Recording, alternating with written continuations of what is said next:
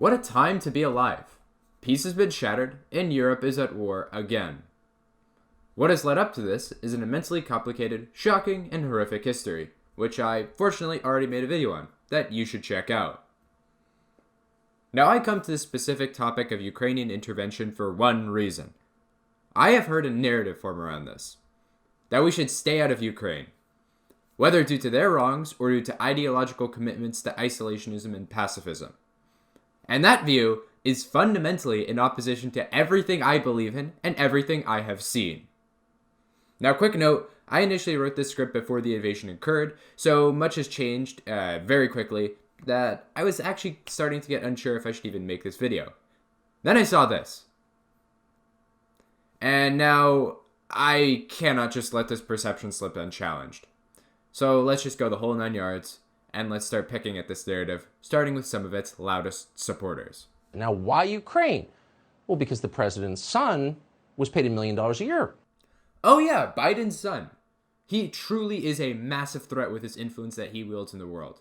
But if we were going to talk about shady connections to Ukraine, I think the other Biden son, Paul Manafort, is a much bigger problem.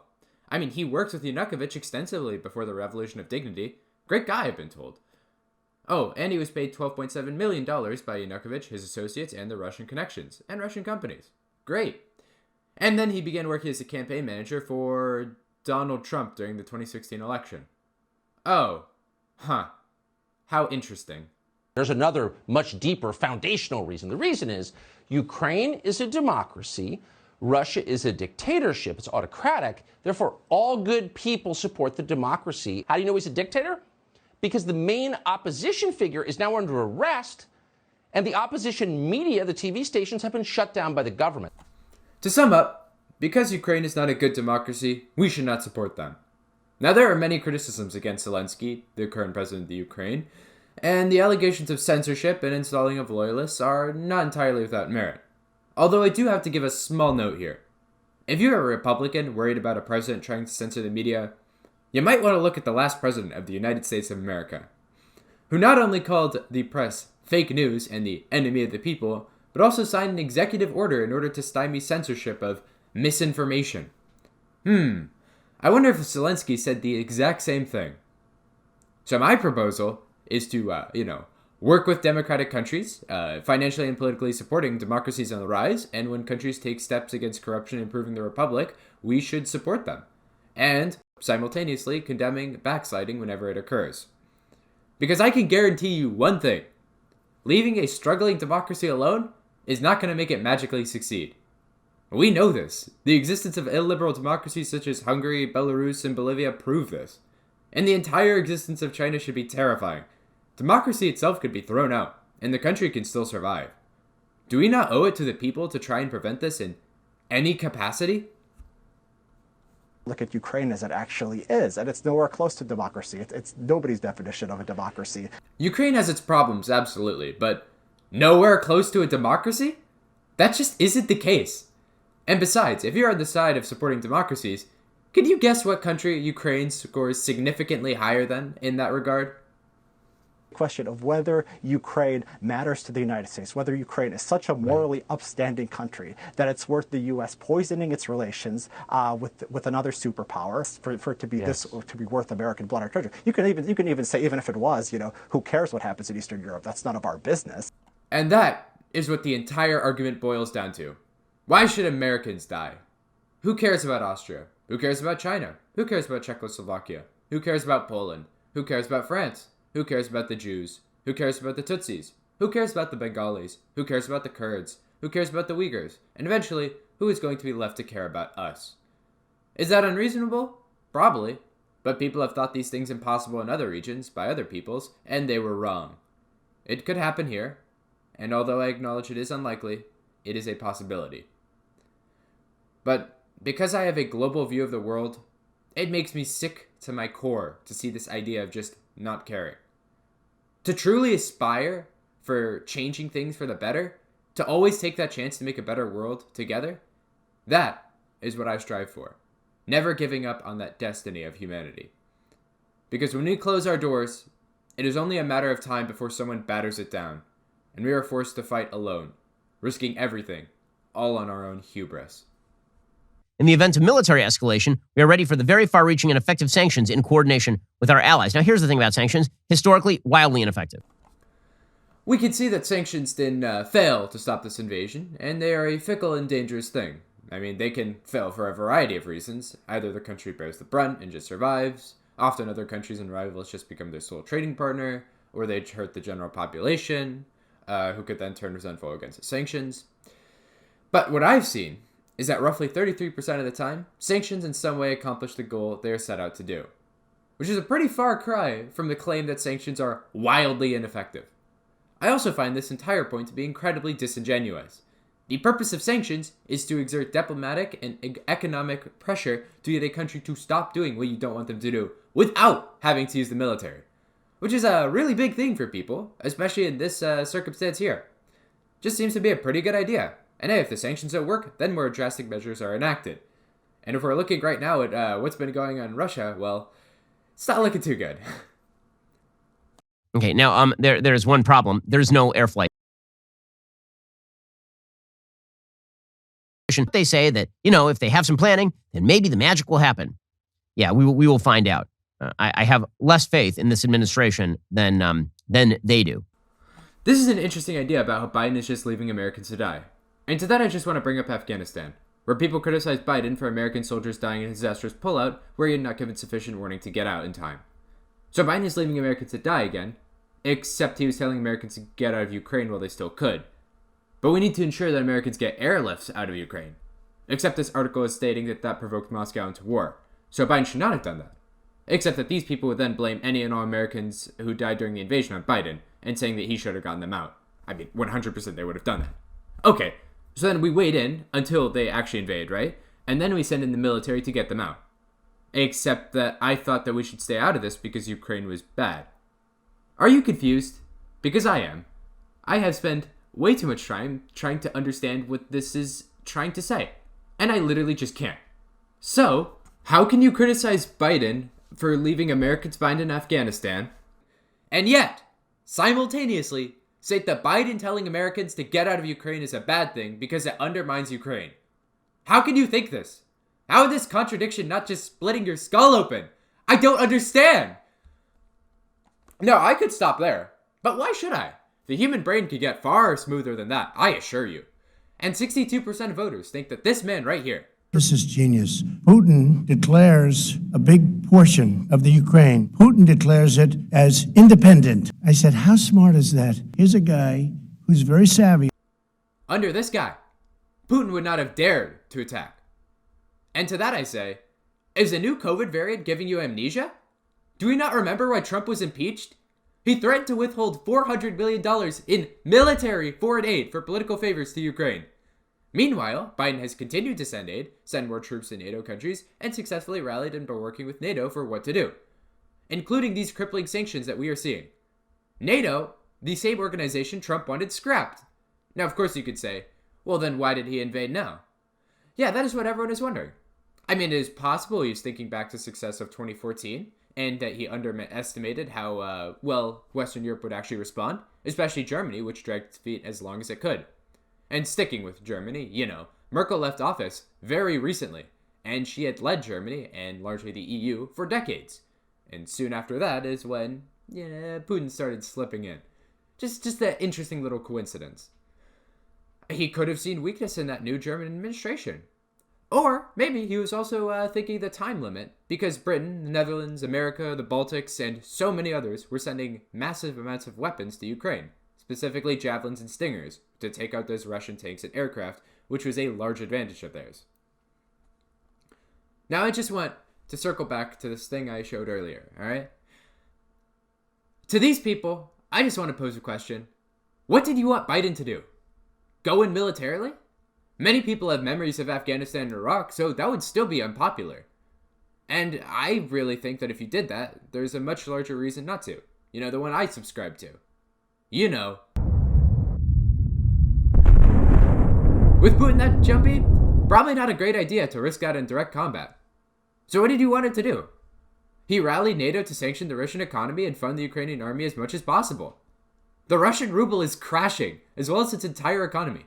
Biden helped rally the world to block Russia from the global economy. I just don't understand this narrative. I don't get it. Let's move on to our favorite, largest political streamer on the largest streaming platform there is.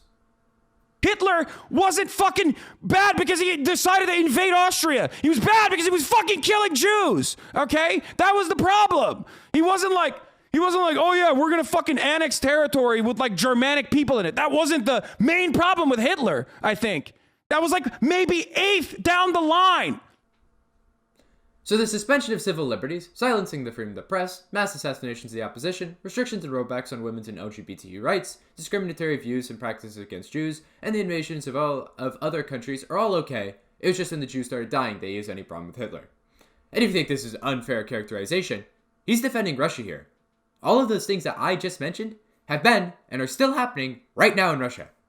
But why should I expect people with massive influence who spend years talking about politics to know anything about what they talk about? I mean, I don't see Chechnya on the map. It wasn't a country. Who cares what happened there? Who cares what's happening in that region? Now, I'm not trying to deride you or mock you as an audience member for not knowing that. I don't expect many people to do that. But if you're going to tell hundreds of thousands to millions of people your opinions, then you better fucking know that. But like, you feeling bad about the Crimean annexation does not change the reality of the Crimean annexation being a completely justifiable fucking act by the Russian government, okay? So that's it. That's fine. And Hitler invaded countries based on Germanic ties at first? Yeah, dude. Talk to me when he's fucking throwing Ukrainians in a fucking...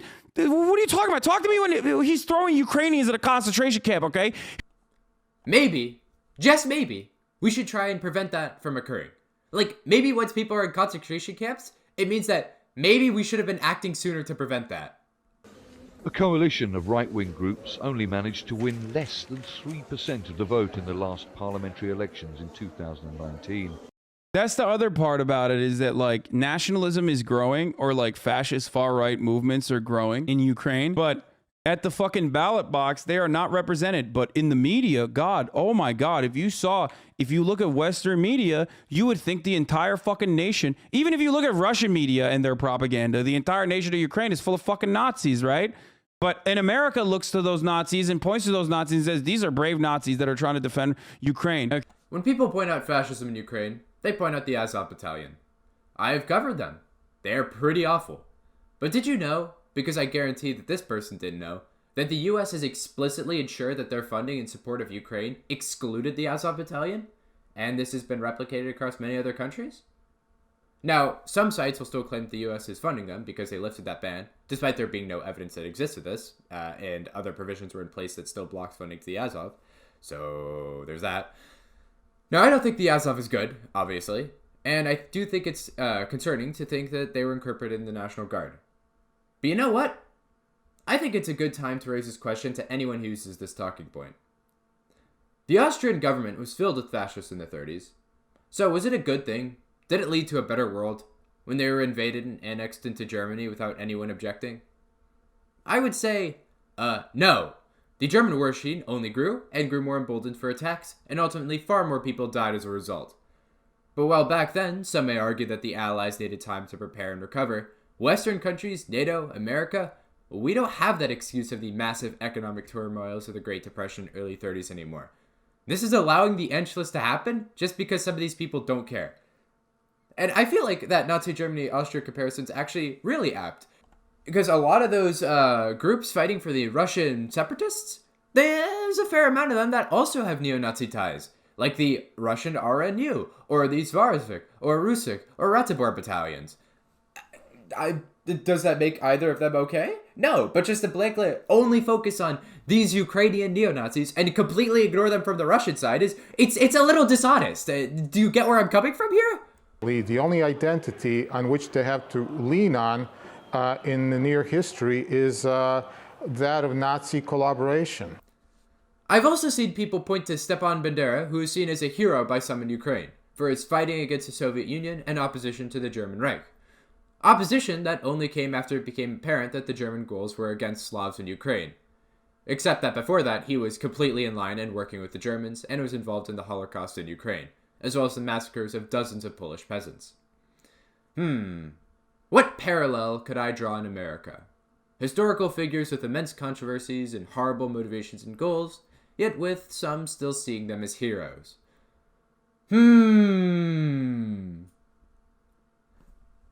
Now, I do want to point out, I condemn both. I think they're both awful, but if you're going to bring this up, you better not be in favor of anything about the Confederacy.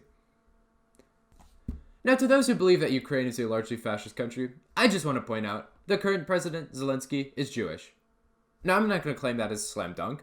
It doesn't really prove too much, and maybe Ukraine still is neo-Nazi regardless. The slam dunk is that out of 450 parliament members, there are maybe a couple, and I mean that literally, that hold those beliefs or are sympathetic to them. Compare that to the US, I would probably think that's comparable. And if we compare Ukraine to its neighbors, where the anti-Semitic idea to block Jews from citizenship, it's higher in almost every single one of those other ones, including Russia. Alright? So it's doing pretty good. So to blanket say that Ukraine is neo-Nazi is just not based in reality. To make it clear, I think we have a moral obligation, as well as a geopolitical interest, to support Ukraine against Russian aggression. And by support, I mean work closely with allies to obliterate the Russian economy and continue the shipments of weapons, advisors, and financial aid in the war effort. I hope that has become obvious after everything that has been shown, but there is even more. Morally, I just turn to Russian-Ukrainian history. Russia hasn't exactly had a great track record there, and of course Ukraine is a sovereign country that is more democratic than Russia. And geopolitically, well, there's one final thing. You might have wondered, given Ukraine's size and its position in the Soviet Union, why does it not have nuclear weapons? Well, it did. And they got rid of them because the West promised protection in return. Now, while some think that these may not have been incredibly useful in staving off Russia, that promise still occurred. It's just some food for thought that some people want to walk back on American promises. And do you know the worst thing about all of this? Well, I kept up bringing World War II for its similarities to the current situation.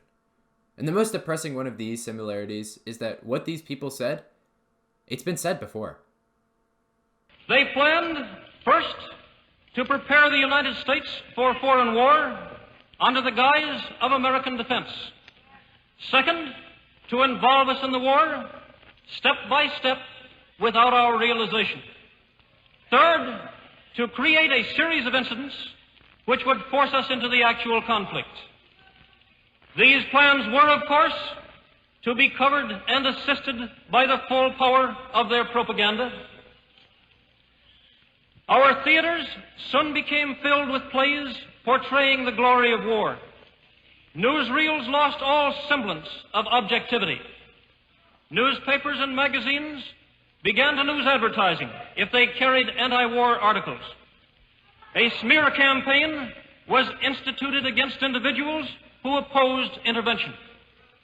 The terms fifth columnist, traitor, Nazi, anti-Semitic were thrown ceaselessly at anyone who dared to suggest that it was not to the best interests of the United States to enter war. The doctrine that we must enter the wars of Europe in order to defend America will be fatal to our nation if we follow it. And now we have the benefit of history to learn from. So I will leave off with a final question. Is Ukraine, or the idea of American intervention, so bad that we should stay out of this and wait for the next Pearl Harbor?